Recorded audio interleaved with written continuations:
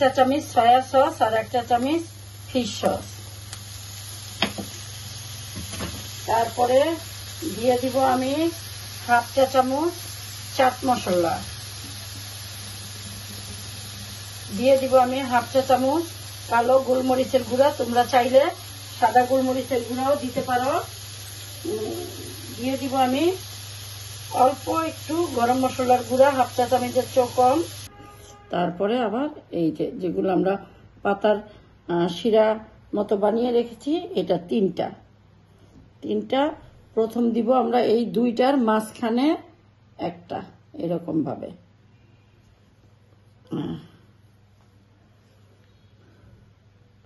এখানে একটু পানি দিয়ে নিলাম এইভাবে।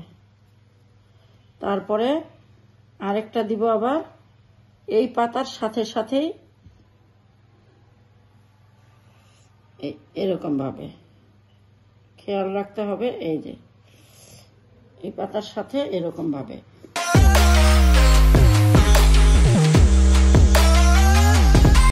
আসসালামু আলাইকুম ভিউয়ার্স, আমি আরেকটি নতুন রেসিপি নিয়ে হাজির হলাম। তা হলো পালং শাকের পেস্ট দিয়ে তোমাদের ডাপলিং বানিয়ে দেখাবো। এটা মিষ্টি ঝাল বানাতে পারো, আমি ঝাল চিকেন দিয়েই বানাবো। এই জন্য এইখানে আমার আছে 400 গ্রাম ময়দা, আর এইখানে 1 চামচ ইস্ট, 1 টেবিল চামচ ইস্ট অথবা 5 গ্রাম ইস্ট নিতে পারো। এইটা আমি একটা চায়না রেসিপি দেখে বানাইলাম। আর চিনিও নিলাম এই 1 চামচ, আর আরো আধা চামচ। এখন আমি এটা ভালো মতো মেশাবো। 2 চামচের মতো তেল নিলাম, ভালো মতো মেশাতে হবে। তারপরে 1/2 চামচ লবণ নেব, এই যে 1/2 চামচ লবণ। লবণটা তোমরা আন্দাজ মতো নিয়ে নিও। তারপরে আমি এই যে পালং শাক, 500 গ্রাম পালং শাক আমি ফুটন্ত পানিতে মিনিট খানিক রেখে তারপরে যে পেস্ট করে নিয়েছি। ঠান্ডা পানিতে মিনিট খানিক গরম পানিতে রেখে পরে আমি আবার বরফ পানিতে রেখেছি, রেখে এই যে আমি পেস্ট করে নিয়েছি ব্লেন্ডারে। এই যদি মাপের হয় তাহলে আমার দেখো 1টা 2টা 3টা, এখানে কত, এখানে মনে হয় 150 না কত, 3টা। এই মগ তো সবারই আছে মাপের। এখন আমি দেখি আমার এখানে কতটুক লাগে। অল্প অল্প একটু একটু দিব, একটু একটু মেশাবো, বেশি দিতে যাব না। বেশি দিলে যদি আবার না মানে লিকুইড হয়ে যায়, এটা একদম একটা রুটির খামিরের মতো বানাবো।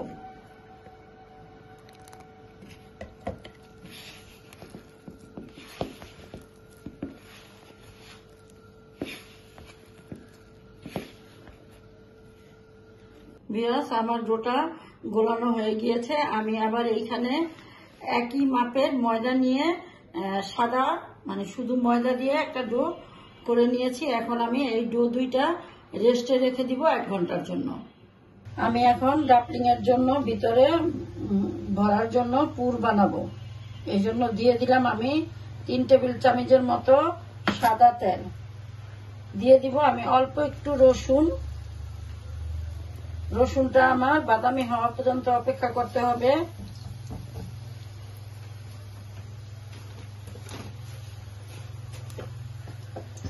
সাথে দিয়ে দিব আমি গোটা ধনিয়া, জিরার গুঁড়া, জিরা, আলাম জিরা।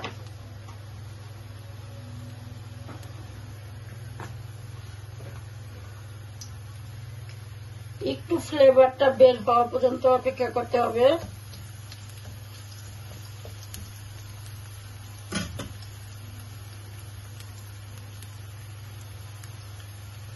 দিয়ে দিব আমি 2 কাপের মতো পেঁয়াজ কুচি।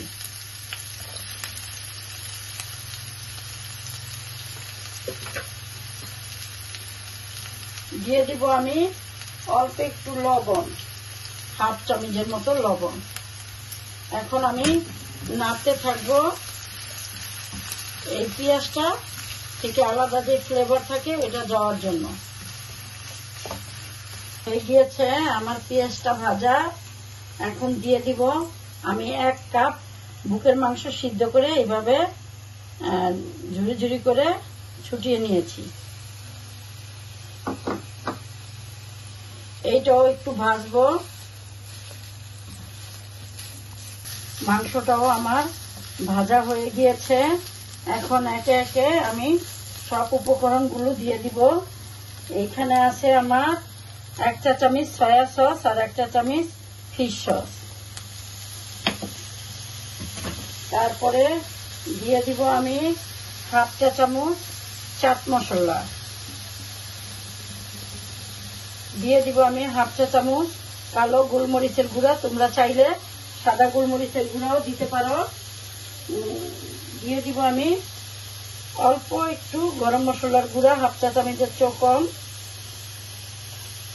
দিয়ে দিব আমি এই এতটুকু পেঁয়াজ কলি।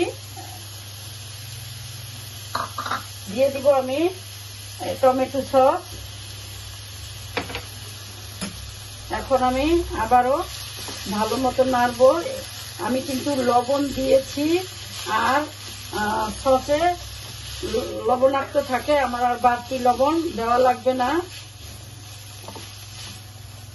আমি আবারও কতক্ষণ নাড়াচাড়া করব।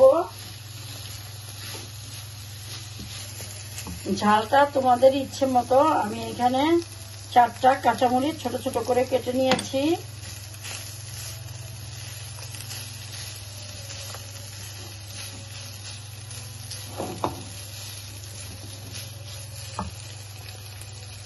আর এইখানে আমি 2টা পাউরুটি, এই বুকের মাংসটা যে সিদ্ধ করেছিলাম ওই সিদ্ধ যে চিকেন স্টুটা ছিল ওইটার ভিতরে 2টা পাউরুটি গুলিয়ে নিয়েছি। আমি এখানে দিয়ে দিব বাইন্ডিং এর জন্য। এটা দিয়ে দিব অল্প একটু ধনিয়া পাতা দিয়ে আমি ভালো মতো মেশাবো। মিশিয়ে 1 মিনিটের মতো রাখবো, রেখে নামিয়ে ফেলবো। দেখো আমার দুটোটা ডু ফুলে দ্বিগুণ হয়ে গিয়েছে। এখন আমি নামিয়ে এই ময়ান করে নিব। এভাবে সুন্দর করে একটু ময়ান করে নিতে হবে। দুটোটা আমি এইভাবে ময়ান করে নিই। আমি একটা ডো 3 ভাগ করে নিয়েছি। এখন আমি একটা রুটির মতো বেলে নিব।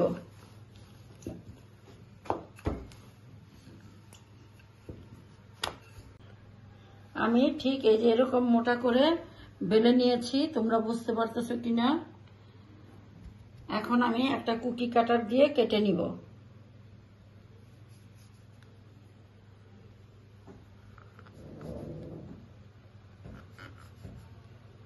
এইভাবে আমি সবগুলো কুকি কাটার দিয়ে কেটে তারপরে আমি ফিরে আসব। আমি ডাবলিং এর জন্য এই যে এইভাবে তো বানিয়ে রেখেছি, তোমরা তো দেখেছো। এই যে দেখো লেগে যায় এই যে এরকম। আর এইখানে 3টা একটু বড় করে বানিয়েছি। আর এই যে আমার ডাবলিং এর পুরটা হয়ে গিয়েছে। এখন আমি তোমাদের দেখিয়ে দিব কিভাবে বানাই। দেখো এইটাতে আমি সুন্দর করে পুর নিয়ে নিব, অনেকখানি হাত দিয়েই নিব।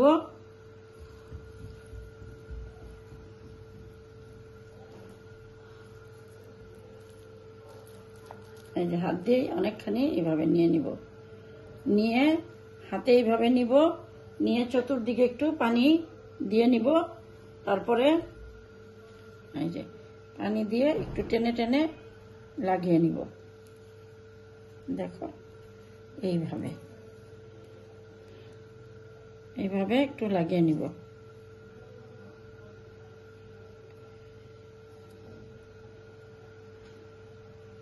তারপরে আমি এইটাতেও আচ্ছা একটা করে আগে দেখাই তোমাদের, তারপরে আরেকটা দেখাবো। তারপরে এই ছোটগুলো আমি এইভাবে একটু এই সাইডগুলো একটু বেলে নিব, কারণ এটা রেখে দিয়েছি আবার ছোট হয়ে যায় রেখে দিলে।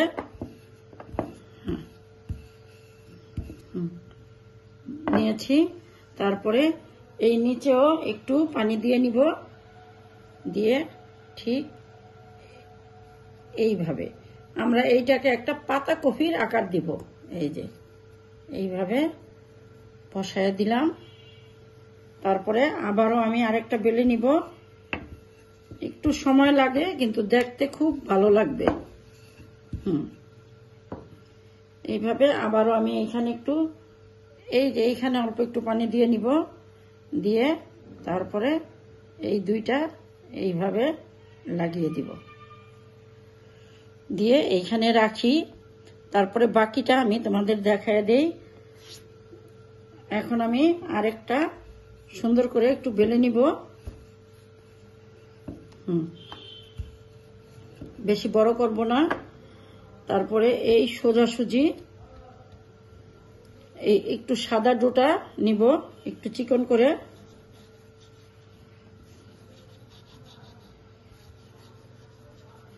এরকম একটু চিকন করে নিব, নিয়ে এখানে আবার একটু আমি এরকম সোজা এই ডোটাতে যাতে পানি না লাগে খেয়াল করতে হবে, না হলে পরে একটু ভিজা ভিজা ভাব থাকবে।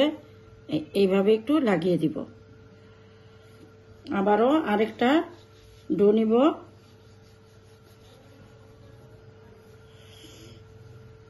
একদম সোজা হতে হবে এমন কোনো কথা না। তারপরে এই যে এইভাবে যাতে যে পাতার আকারটা হয় এরকম একটা শেপ দিব। আবার আরেকটু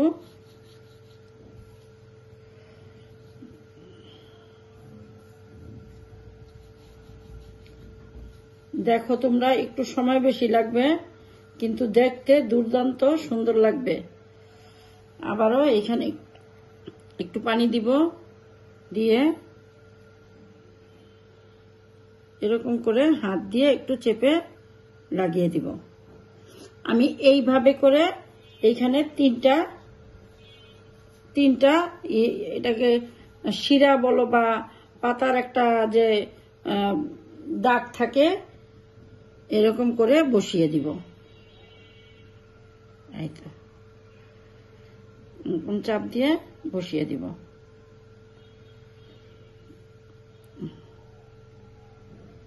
এই যে দেখো, এরকম ভাবে বসিয়ে দিব।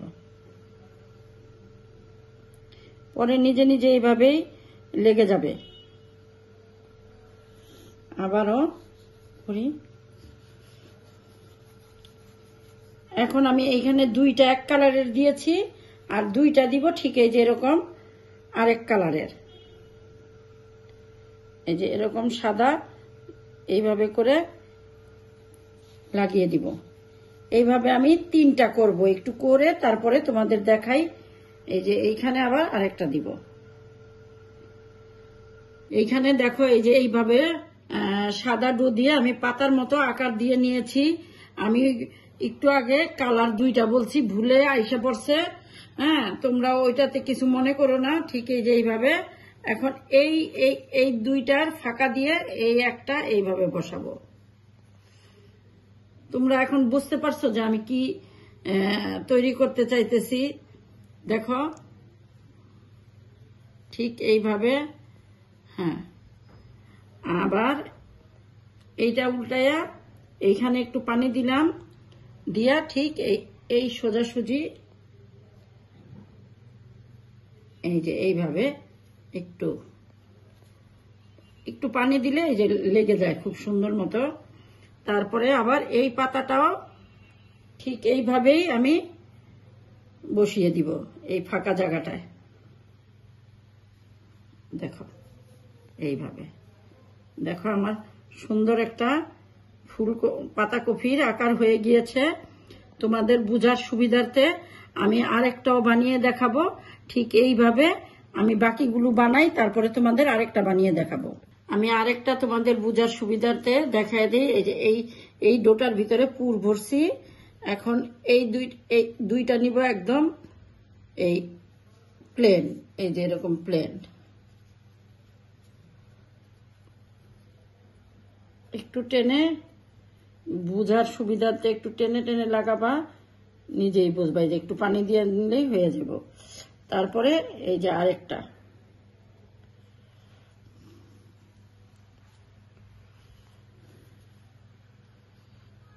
এরকম এই যে টেনে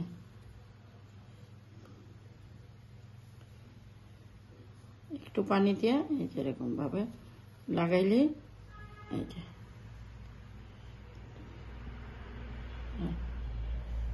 দেখছো, এই যে এরকম ভাবে। তারপরে আবার এই যে যেগুলো আমরা পাতার শিরা মতো বানিয়ে রেখেছি, এটা তিনটা প্রথম দিব আমরা এই দুইটার মাঝখানে একটা এরকম ভাবে।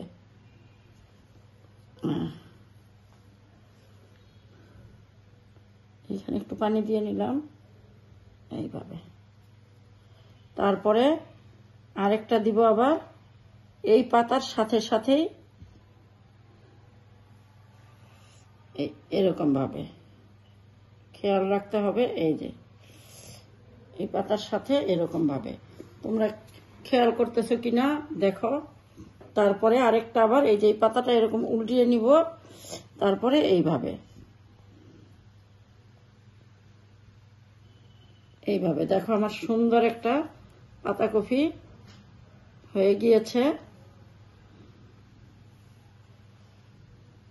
দেখো এই সুন্দর।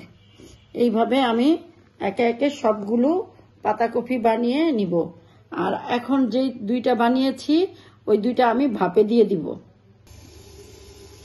দেখো আমার পাতাকপির ডাবলিমটা হয়ে গিয়েছে। আমি একে একে এইভাবে সবগুলো বানিয়ে তোমাদের পরিবেশন করে দেখাবো। আমার চালনটা ছোট তো এই জন্য আমি একটা একটা করেই এই ভাপে দিয়ে দিব একদম 15 মিনিটের জন্য। 15 মিনিটে আমার এটা হয়ে যাবে। হয়ে গেলে আমি তোমাদের নামিয়ে দেখাবো। দেখো আমার কি সুন্দর পাতাকপির ডাবলিংটা হয়ে গিয়েছে। তোমরা চাইলে এটা রমজান মাসে ইফতারের টেবিলেও রাখতে পারো, খুব স্বাস্থ্যসম্মত একটি খাবার, এবং বাচ্চাদের টিফিনেও রাখতে পারো, বিকালের নাস্তায়ও রাখতে পারো। তোমরা এইভাবে বানিয়ে খেয়ে দেখো, ভালো লাগবে। আমি তোমাদের একটু কেটে দেখিয়ে দিতেছি। দেখো ভিতরে কত সুন্দর, আর দেখো কত সফট, ভিতরে রসালো।